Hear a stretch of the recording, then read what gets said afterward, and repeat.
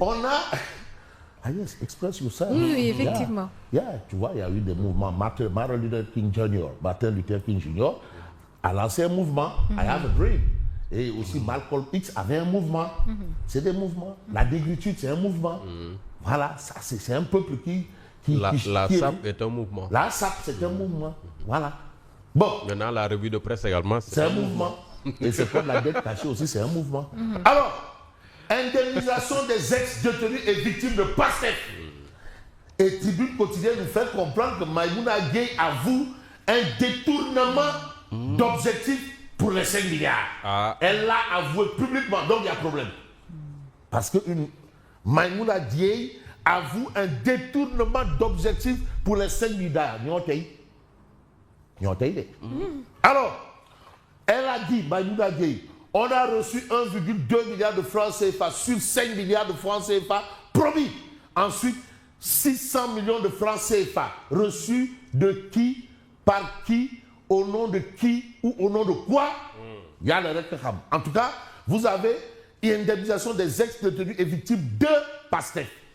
De PASTEF. Ça, c'est ce qu'il faut. Tribune. Moi, je n'invente rien.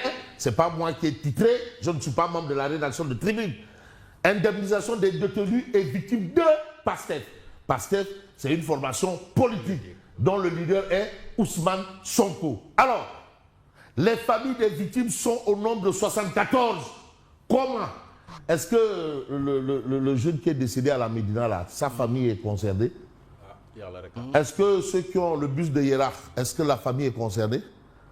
Bon, je veux savoir, c'est une question. Parce que aussi, quand on dit 74 familles, on veut essayer de comprendre. Parce qu'il y a des choses, il faut les détailler. C'est très sérieux, ça. Alors, quand on nous parle de, voilà. Plus de 80 morts. Voilà, mais parce que quand on parle de victimes, de martyrs, mais non, mais ce n'est pas comme ça.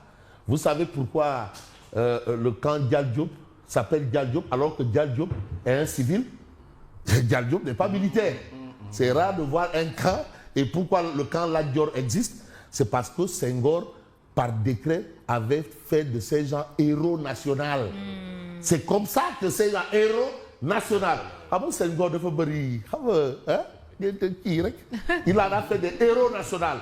Voilà pourquoi vous avez le camp Dial Diop et vous avez le camp Lat Dior. Parce que ce n'est pas des militaires. Bon, voilà. Samba Guéry Diallo aussi. Alors, la famille des victimes sont au nombre de 74. La décision était de leur accorder 10 millions de francs CFA chacune. Au moment où je vous parle,